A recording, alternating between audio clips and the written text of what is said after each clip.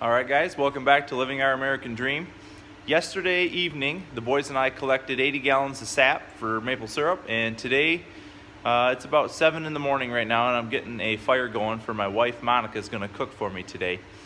And I wanted to show you guys before I take off to work the new vent hood that 2 videos ago you guys watched me put in the new vent hood, and we're going to see how that's doing right now. So let's take a look.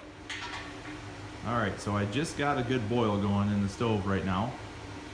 And as a review, in case you didn't watch that other video, up here is a 200 CFM bathroom exhaust fan, and then I had this hood made by an HVAC guy out of galvanized ductwork and hung it from the ceiling by a couple of chains.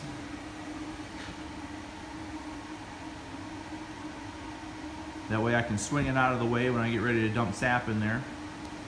And I just got it a good boiling going right now. And let's take a peek under here. Got a good strong boil going under there. And if I back up away from this for a minute, you can definitely see I'm still losing a little bit of steam around the outsides of it, but not nearly as bad as what I had going on before. Now you can see I left the chain links, I'm going to point to them right here. I left some chain links down the side of here so I can adjust the height of that as I go. It's just hanging by S-hooks. So what I might try is lowering it down a little bit more and see if that helps. But for the most part, I'm pretty happy. Alright, we're about an hour into this and it's just breaking daylight. I've already filled it up with the sap pans here one time. I don't know if you guys can see that. Maybe. Good boil going on the inside of there. Let's go take a peek outside. See how we're doing out there. We'll come out here to the back side of the barn. This is what our exhaust system looks like. Pumping out good steam. Doing exactly what it's supposed to do. I have no idea if this bathroom fan's gonna hold up. It's pretty warm to the touch. If not, I guess we'll have to figure out something else, but right now it seems to be working real good. And our smokestack's doing good. Everything seems to be working good right now, so we'll see how this batch runs and we'll go from there. So today is exactly the kind of day why I moved my syrup operation inside the barn. Today it's going to be a nice flow day. Temperature is going to be appropriate, and it's going to be a nice day outside temperature wise, but it's supposed to rain and get windy later, and we want to be able to cook our syrup in some comfort. Alright, so I just got home from work. Monica's been running the show here today, and she's about to pour in the last pan here. And again, these are preheated pans. We put them on the back here. And the way we do this with the new hood is just kind of lean it forward, pour it in off through the side. That pan's pretty full right now, the actual syrup pan, but we kind of want to get it in there so we can just keep stoking the heck out of this fire. And there's really nothing more to do here, so I don't know if you can tell in there, but by preheating, you can see in the far corner over here, we don't lose our boil by preheating these pans. So what that means is I can keep pouring this stuff in there, and I don't need to set up the preheater tank.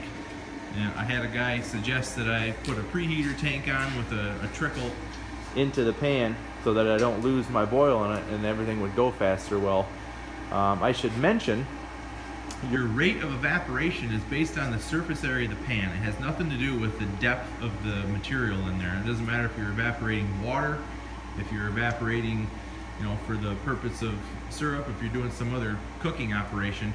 It doesn't matter the depth of the material. What matters is that you're boiling and that your surface area is consistent. You can increase your evaporation rate if you were to draw a vacuum on here. Actually, that's not true either.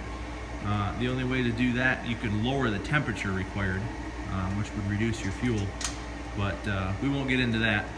In case you guys, if I haven't said this before in another video, I'm a mechanical engineer, so I think about this crap all the time. I'm kind of a dork, but anyway, system seems to be working good. The temperature on that fan up there does not seem to be too high, and it's still going good. We're, what are we, babe? About 8 hours into this boil now, so the barrel's empty over here, and everything is basically everything's in the pan ready to go. So we're gonna finish this batch up. All right, so Monica was cooking all day today, and looks like we're almost ready to take this stuff off here and finish it in the house like last time. But I wanted to show you guys a couple of additions. First of all, you can see by leaving this extra chain here towards the end of the boil, I'm able to take the hood, raise it up so I can have better access to measure this thing and kind of, you know, get a good idea of how much material is in here. But if you recall last time, I had 2 sawhorses that sat right here, and when I pulled the pan off of the stove to stop cooking on the wood, I pulled it off onto the sawhorses, and then I had to shim up the back side and the back end in order to get everything to flow towards this drain valve. So this time I got to thinking, and I had a couple pieces of an old ladder stand here. So I built this. It just swings out, and I have a leg here that it just sits there. And if you can see this in the video, it is already tilted down this way to my left, your right on the screen, and towards you. So these brackets are mounted at an angle such that when I pull this thing off of here, it just pulls right off to here. I don't have to mess with sawhorses. This leg is already here and at the right angle. So all I should have to do is pull this thing straight off, put my pan under here, and we'll be ready to drain. So when I do that, we'll get another video clip, but I thought you guys might want to see it before I get busy with, you know, doing everything. All right, so we're down to just a few gallons left in here. So just in order to save my fan, I'm not going to expose my fan to all the extra heat that's going to come out of the stove. So I'm just going to turn the fan off. But now I should be able to lean right up against here and pull my pan straight off. Nice and easy. Basically just like last time, except this time I'm using this edge here, or this basically ladder piece. And we're gonna slide it right off here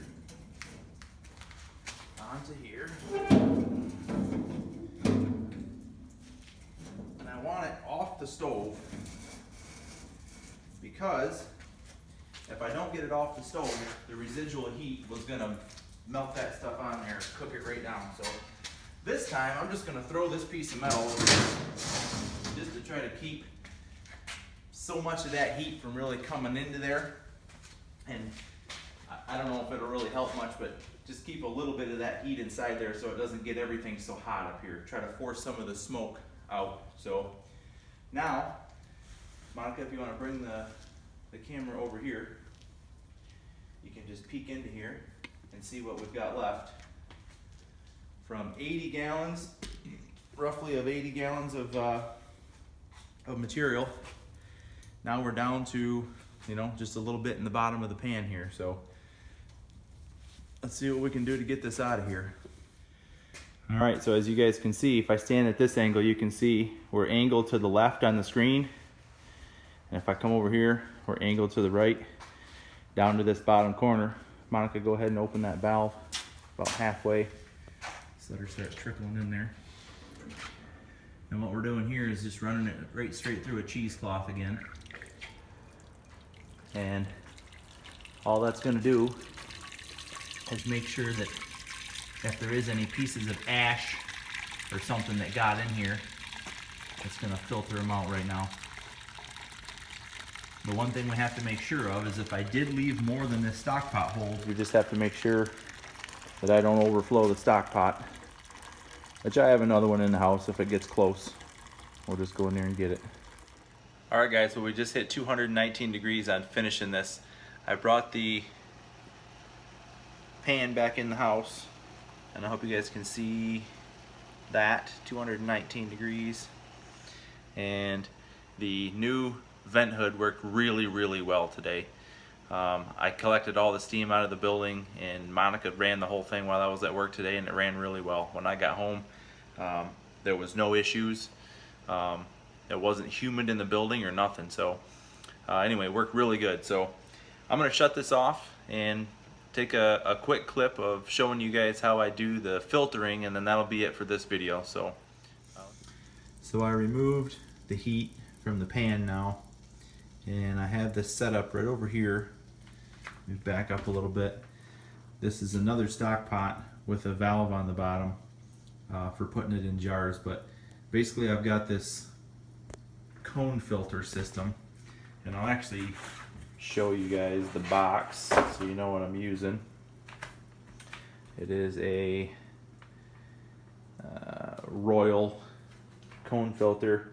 It's actually made for filtering oil for deep fryers, but I take 2 of those cone filters. You turn them inside out, inside of one another, and then I like to clip them on here with some clips here, just so that it doesn't try to pull it down in there. And we'll just take this measuring cup here and scoop that out of there and just pour it in here. Now this takes a while. You got to do it when it's hot, and it takes a while. What I like to do is get this filter over here just kind of filled up, and all the material out of here, just let it nice and slow seep down through there, and by the next morning it's all through. So anyway, that's it for this video. Hope you guys liked it. If you liked the video, subscribe, share them with your friends, make some comments below, and we'll see you next time.